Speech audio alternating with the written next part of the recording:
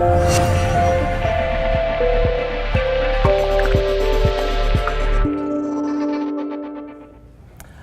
this is Angel Ribo with Mindalia TV, and we are super excited today to have with us Nicole Le Maguer. Hi Nicole, how are you? Hi Angel, I'm great. Thank you. This is an honor. Thank you, please, the honor is ours. So that you know, Nicole Le Maguer, she's an activist, she's an author-to-be, she's a public speaker, and she's passionate about children's human rights and about moms. What is that thing about the kids that you are so thrilled and passionate about? Well, I see really that children are an access for women to have their full self-expression and femininity. And I think it's so important to really value the innocence and the dignity of kids, and to find a way to really see the beauty of each of their stages, because it's through children we can learn so much and grow so much as individuals, as moms, and also as women. And so I have a saying that motherhood gives superpowers. And so kids are very, very near and dear to my heart, and so I try to do what I can to contribute to the dignity and the life of kids. Do you yourself have kids? I do. So I have 4 sons. They are, Alexander is 3, Raphael is 5, Xavier is 9, and Maximilian is 11. Yeah. Wow. So you are a busy mom. I am. Wow. So where are your kids now? They're at home. They're doing their homeschooling and having some quality time with their auntie.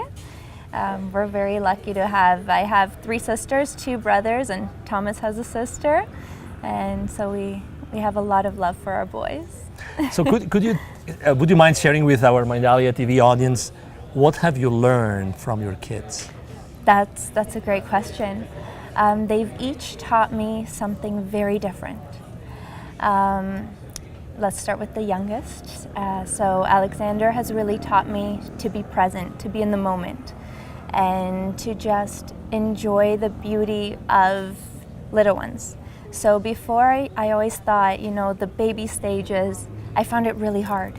I really did. Even with my other 3, I always had to work very hard to enjoy the moments because I was so tired. But Alexander really got me to learn to work through that, to grow in patience and in kindness, and to just find beauty in the helplessness of a baby. And so he taught me to be in the moment, and I'm so grateful. Raphael, he taught me to find humor, to really find the humor in anything. And I mean, this kid can get away with everything because of his charm. And so I was always very strict, and if you can picture that, just very strict and on top of everything and in control. And I would try to get mad at this kid and discipline him, and he would always find the humor in what was going wrong. And so he taught me to always find what's funny, the irony in the moment, and to just loosen up, relax. Everything can be okay. It's not the end of the world. We're alive. We're together. Xavier taught me to pay attention to details. So he's the type of guy who wants you to get close with him and look at the details of things, and I was never like that. I was always big picture, rush, and macro. And so he taught me the beauty of the details. And Maximilian, he taught me responsibility. He did. He taught me that it's okay to grow up. I had him when I was a teenager, and he taught me that yes, I still have my youthfulness, my cheerfulness. I pride myself of it, but I was scared to grow up. I was scared to take responsibility, and he taught me that there's expansion in that. And so they've really shaped who I am today. Well, I'm really impressed by, I would say, if I can use this word, I apologize if maybe I'm going too far, but like a conscious motherhood. You've been really aware of what every single one of your kids have represented in your life. Our audience, women in general, and we're all very busy, very busy. Yes. What do you have to be in order to be so willing to learn from your kids when you have kids? Vulnerable. Because when you're tired, when you've had no sleep, when you're trying to get work done or finish studies or whatever it is that's going on at that stage in life, because I've had kids over the past 12 years, and so I was always at a different stage in life. But no matter what was going on, I found that the more vulnerable that I was, the more willing I was to just have my heart open, then it allowed them to transform me. Yeah. Is it possible to have like a life outside taking care of raising 4 kids? Oh yes. It takes, again, that same thing of being vulnerable and being willing to ask for help. My generation, we were always raised with that feminist movement, and don't get me wrong, I'm all about empowering women, and I think that's wonderful. But we were also raised that, if you want to be a successful, independent, modern woman, you have to be independent. You have to be strong. You have to be equal in the sense that you need to be able to do it all. And it's just not feasible.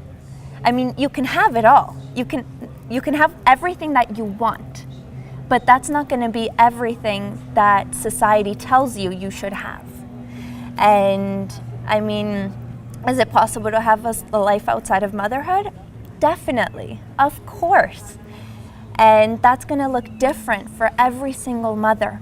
And that's the beauty of having kids, having a family, and being a mom, is that yes, you're a mom, but you're still a woman. You're still a person. And there's a way to have it all, but you don't need to do it all yourself or by yourself. If you're willing to be vulnerable and ask the people around you for support, for help with what you need, it takes something for me to ask my sister who's busy herself and say, can you come and be with my kids for 6 days so that I can go and do this other thing? And it takes reaching out to you, to your community, to the people you trust, the people you love, and really building a support network. Have you tried to help other women Oh, yeah. to go through the same awakening process that you have gone through? Yes, so I actually ran a program in Toronto called Happy Me, Happy Family. And so what that program is really teaching them that it's okay to dream. And we go through exercises of what would your life look like if, and then we dream big, and then breaking it down. And it was just, I really think they got a lot out of it. Well, I have no doubt about it. Where were you born, Nicole? I was born in São Paulo, Brazil, and right in the big city. And then when I was just a toddler, we moved out into the country and grew up there for a while. And yeah, so that's where I'm from. I'm going to do something which is not very normal for me when I'm interviewing people for Mindalia TV. But we have a very strong presence in the Portuguese-speaking community. So actually what I would like you to do is, if you don't mind, I would like you to speak to all these young women born in Brazil that have had to go somewhere else in the world. I would really like you to, and I would like you to address that in Portuguese if you were so kind. Okay. Please, go ahead. Oi, todo mundo, as brasileiras aí no mundo e as portuguesas também, claro. Olha, com todo o meu amor e carinho, eu quero te dizer que ser mãe é uma coisa maravilhosa, transforma a sua vida. E claro que vocês que já são mães sabem disso, mas tenham coragem de acreditar em si mesma e ter essa firmeza é tudo bem, tá tudo bem se você pedir ajuda para as pessoas na sua vida, para você também realizar os seus sonhos, o que seja esses sonhos, só você sabe, mas tenha coragem, porque a sua vida é maravilhosa, que nem você. Então, muito amor para todas.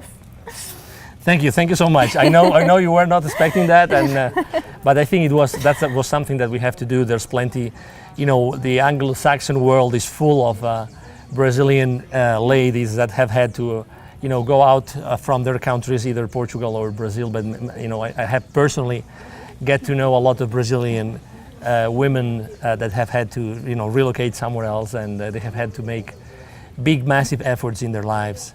Yes. So. Before we end our conversation today, I'm sure that you've really caused a big impact in our audience, and thank you very much for being here with us today. I would like really to I know you love helping moms. I would like you just to please just address to our audience a message and advice that you would like to give moms that have kids. Any advice that comes to your mind, to your heart right now? So I guess my parting message is that being a mom is a stage in life, and your child goes through all these different stages, and there's so much beauty in each stage, and you can still enjoy that, or at least I found I can. You can still enjoy that fully as a mom and still be true to yourself and your dreams. So just don't lose sight of how amazing you are and everything that you're capable of, whether that involves you being at home with your kids or going out into the world, whatever it is. Stand strong to your dreams, no matter what people might say or think, because your life is beautiful.